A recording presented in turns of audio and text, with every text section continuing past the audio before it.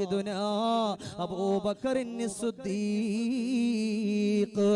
അബൂബക്കറിൻ സിദ്ദീഖ് റളിയല്ലാഹു അൻഹു മസ്ജിദുൻ നബവിയുടെ ചാരത്തിരിക്കുകയാണ്. സ്വഹാബത്ത് മുഴുവനും സുന്നത്ത് നോമ്പ് നോറ്റിരിക്കുകയാ. എല്ലാവരും ഹബീബിന്റെ ചാരത്ത് വന്ന് നോമ്പ് തുറക്കാൻ കാത്തിരിക്കുമ്പോ ആ സ്വഹാബത്തിന്റെ കൂട്ടത്തിൽ ഒരു കരച്ചിൽ കേൾക്കുകയാണ്. ആരാണ് കരയുന്നതെന്നറിയുന്നില്ലല്ലോ, ആരാണ് കരയുന്നതെന്നറിയുന്നില്ല.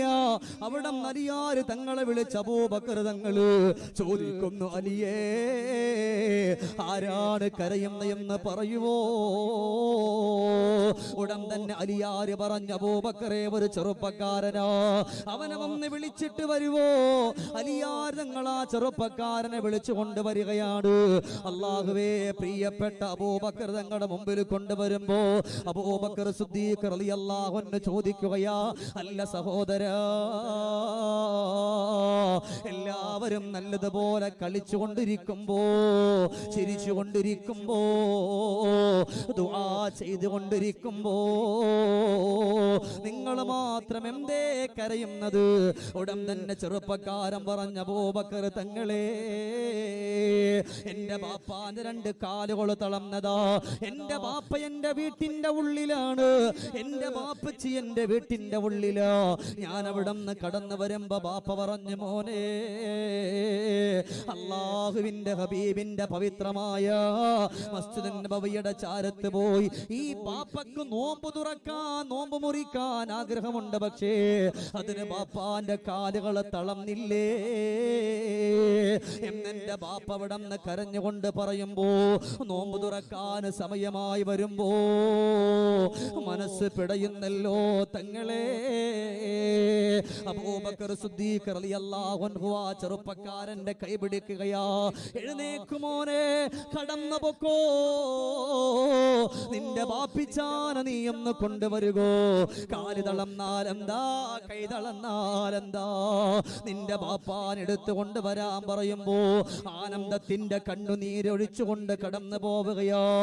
വീട്ടിന്റെ മുമ്പിലേക്ക് എത്തിയ പാടെ വിളിക്കുന്നതാരയാ? ബാപ്പയ അല്ല, ഉമ്മ എന്ന് പറഞ്ഞുകൊണ്ട് മകൻ വിളിച്ച് കരയുമ്പോ, ഉമ്മയെന്ന് പറഞ്ഞ മക്കള് വെറുതെ കരഞ്ഞാലും കൂടെ കരയുന്ന സ്വഭാവക്കാരാ. കാര്യമറിയാതെ കൂടെ കരയുന്ന സ്വഭാവക്കാരാണ് ഉമ്മ. ആ ഉമ്മ കരയാൻ തുടങ്ങി. പൊന്നുമോൻ എന്തിനാ കരയുന്നത്? ഉടൻ തന്നെ സങ്കടത്തോടെ പറഞ്ഞു, ഉമ്മ ബാപ്പിച്ചാനെ കുളിപ്പിക്കാ ഉമ്മ, മസ്ജിദുൻ നബവിയുടെ ചാരത്തേക്കൊന്ന് കൊണ്ടുപോകാ ഉമ്മ. അബൂബക്കർ തങ്ങൾ സമ്മതം തന്നിരിക്കുന്ന ഉമ്മ, അതുകൊണ്ട് ബാപ്പാനെ ഒന്ന് കുളിപ്പിക്കാ ഉമ്മ. അല്ലാഹുവേ, ഇത് കേട്ടപാടെ ഉമ്മക്ക് വലിയ സന്തോഷമാവുകയാ. എന്തേ ഉമ്മക്ക് സന്തോഷമെന്നറിയോ? ഇന്നിവിടെ ഇരിക്കുന്ന ചെറുപ്പക്കാരെ, നമ്മുടെ ഉമ്മയെ പറ്റി നമുക്കറിയാമല്ലോ. അല്ലാഹുവേ, ഒരു പെരുന്നാള് വരുമ്പോ, ഒരു നോമ്പ് വരുമ്പോ, ഒരു വിശേഷപ്പെട്ട ദിവസം വരുമ്പോ ഉമ്മ പറയും, മോനെ, ഉമ്മക്കൊരു തുണിയും വേണ്ട, ഉമ്മാക്ക് ഡ്രസ് വേണ്ട, ഉമ്മ എവിടെയും പോന്നില്ലല്ലോ മോനെ, ഒന്നുമില്ലെങ്കിൽ ഉമ്മാന്റെ കാതിലുള്ള കമ്മലെങ്കിലും തരാ, ഇത് കൊണ്ടുപോയി വിറ്റിട്ട് നിന്റെ പ്രിയപ്പെട്ട ബാപ്പക്ക് ഒരു ഷർട്ട് മേടിച്ചു കൊടുക്കുവോ, ഒരു തുണി മേടിച്ചു കൊടുക്കുവോ? നിന്റെ ബാപ്പ അത് മുടുത്തുകൊണ്ട് പള്ളിയിലേക്കൊന്ന് കടന്നു പോട്ടെ. മക്കളെ ചെയ്യില്ല എന്ന മാതാവിനറിയാ. അതുകൊണ്ട് പല മാതാവും പറയും, മോനെ, ഉമ്മാക്ക് ഒരുപാട് തുണിയുണ്ടല്ലോ മോനെ, ഉമ്മക്ക് ഒരുപാട് വസ്ത്രങ്ങളുണ്ടല്ലോ, ബാപ്പക്ക് നല്ല ഒരു വസ്ത്രമില്ല, പള്ളിയിൽ ഇട്ടിട്ട് പോകാം, അതുകൊണ്ട് മോന് ബാപ്പക്ക് നല്ല ഒരു വസ്ത്രം മേടിച്ചു കൊടുക്കണം, ബാപ്പക്ക് നല്ല ഒരു വസ്ത്രം മേടിച്ചു കൊടുക്കണം. പാവല്ലേ, നിങ്ങളല്ലേ ഉള്ളു ബാപ്പക്ക് മേടിച്ചു കൊടുക്കാ, നിങ്ങൾ മക്കളല്ലാതെ ആര് ആ സാധുവിന് മേടിച്ചു കൊടുക്കുമെന്ന് കരഞ്ഞിട്ട് പറയുന്ന ഉമ്മമാര് ഒരുപക്ഷെ ഈ സദസ്സിൽ ഉണ്ടാകുമല്ലോ. ഇതുപോലെ പ്രിയപ്പെട്ട ബാപ്പിച്ചാനെ കൊണ്ടുപോകാമെന്ന് കേട്ടപാട് ആ പെണ്ണ് കരയുകയാ. കരഞ്ഞുകൊണ്ടതാ പ്രിയപ്പെട്ടവനെ എടുക്കുകയാണ്. മകനും ഉമ്മയും കൂടെ ആ ശരീരം ചുളിഞ്ഞ കൈകാലുകൾ തളർന്ന, കാലുകൾ തളർന്ന ബാപ്പിച്ചാനെ കുളിപ്പിക്കുമ്പോ അല്ലാഹുവേ, മകന്റെ കവിൾ തടത്തിലൂടെ കണ്ണുനീര് വരികയാ. കരയുകയാണ്. ബാപ്പ ചോദിക്കുന്നു, മോനെ എന്തിനാ ബാപ്പിച്ചാന്റെ കുട്ടി കരയുന്നത്? ഉടൻ തന്നെ പറയുന്നു, ബാപ്പാ ഇന്നെനിക്ക് ഏറ്റവും നല്ല സന്തോഷമുള്ള ദിവസമാ ബാപ്പാ. എന്റെ ബാപ്പിച്ചാനെ പവിത്രമായ മസ്ജിദ് നബവിയുടെ ചാരത്ത് കൊണ്ടുപോയിട്ട് ഒന്നവിടന്ന് നോമ്പ് തുറപ്പിക്കാ ഈ പൊന്നുമോനെ കൊണ്ട് കഴിയൂലേ ബാപ്പാ. അപ്പോഴാണ് ബാപ്പ പെട്ടെന്നൊരു വിളി, അല്ലാ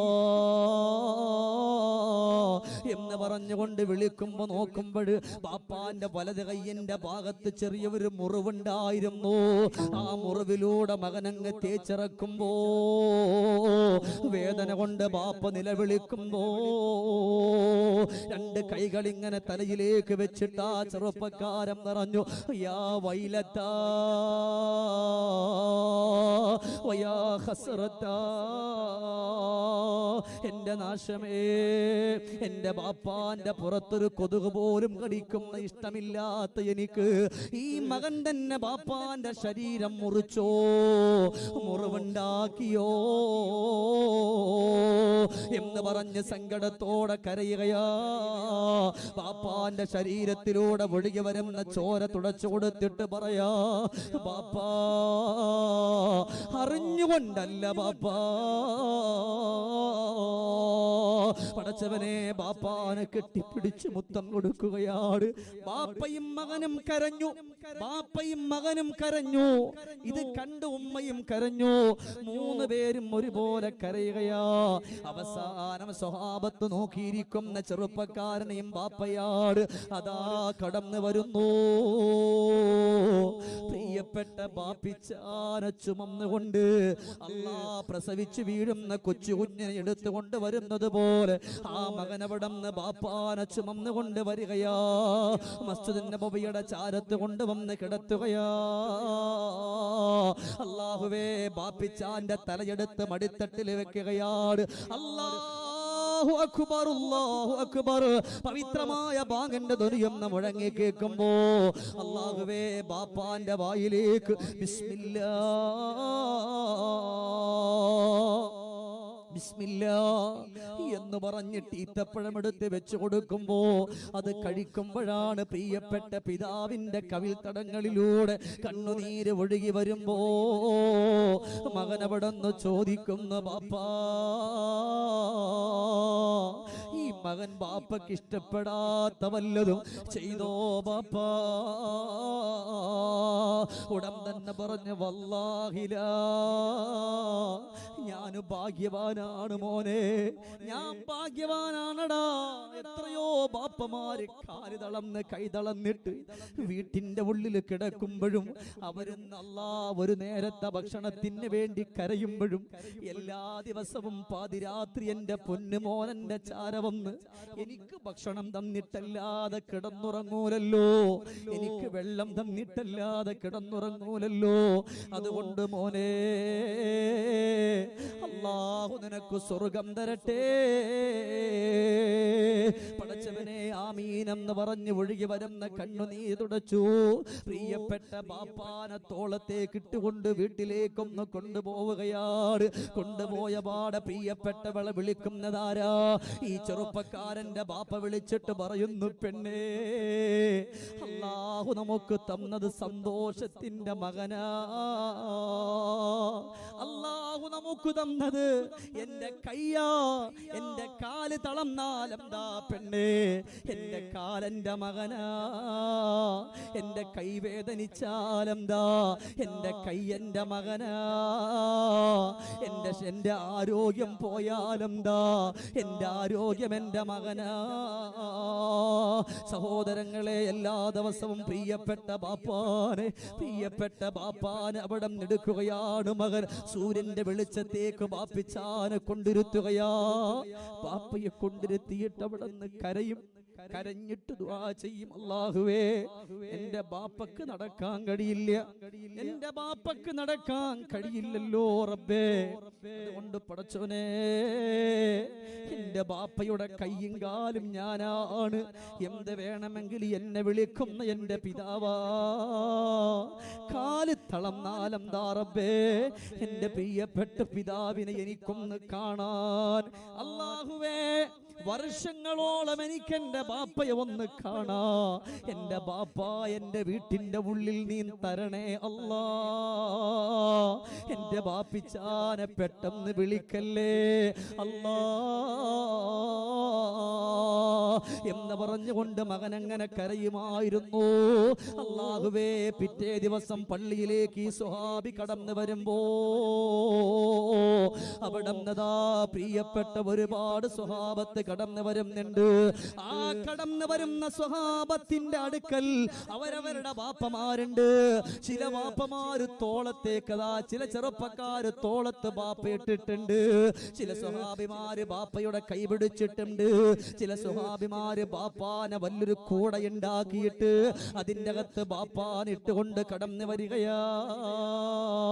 അന്നത്തെ ദിവസം പവിത്രമായ മസ്ജിദ് നബവിയുടെ കാചാരത്ത് പൊട്ടി പൊട്ടി കരച്ചില് കേൾക്കുകയാ. ഉമർ തങ്ങൾ ഓടി വരികയാണ്, റബ്ബേ മദീനത്തുള്ളവർക്ക് എന്ത് പറ്റി തമ്പുരാനെ, മദീനയിലുള്ളവർക്ക് എന്ത് പറ്റി റബ്ബേ. സങ്കടത്തോടെ ഉമർ തങ്ങൾ ഓടി വരുമ്പോ സ്വഹാബത്ത് മുഴുവനും കരയുകയാണ്.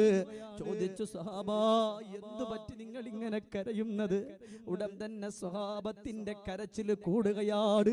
സ്നേഹമുള്ള ഒരു ഉമ്മ മകൻ ഇങ്ങനെ ഇരുന്ന് കരയുമ്പോ പോട്ട് മോനേന്ന് ഉമ്മ പറയുമ്പോ ഈ കുഞ്ഞിന്റെ കരച്ചില് കൂടുന്നത് പോലെ അല്ലാഹുവേ കരുണക്കടലായ റബ്ബേ അവിടുന്ന് സ്വഹാബത്ത് വാവിട്ട് കരഞ്ഞിട്ട് പറയാ, ഉമറേ ഇന്ന് നമ്മുടെ ബാപ്പമാരെ ഞങ്ങൾ ഇവിടെ കൊണ്ടുവന്നു, ഇവര് ഞങ്ങളെ എത്ര എടുത്തതെന്നറിയോ, ഞങ്ങളെ എത്ര ചുമന്നതെന്നറിയോ, ഞങ്ങളുടെ കൈ പിടിച്ചുകൊണ്ട് നടന്നതെന്നറിയോ, ഞങ്ങളെ കെട്ടിപ്പിടിച്ച് മൊത്തം തന്നതെന്നറിയോ.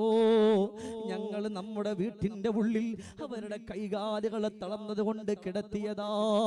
ഇന്നിവിടെ ഇരിക്കുന്ന സഹോദരങ്ങളെ, കൈകാലുകൾ തളർന്ന് കിടക്കുന്ന ബാപ്പമാര് നിങ്ങളുടെ വീട്ടിന്റെ ഉള്ളിലുണ്ടോ?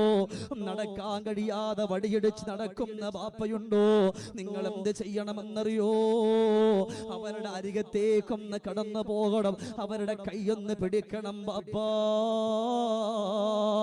നിങ്ങൾക്ക് എവിടെയെങ്കിലും പോകാൻ ആഗ്രഹമുണ്ടോ ബാപ്പാ എന്ന് പറയുമ്പോൾ ബാപ്പ അവിടെ നിന്ന് മനസ്സ് തുറക്കും, മോനെ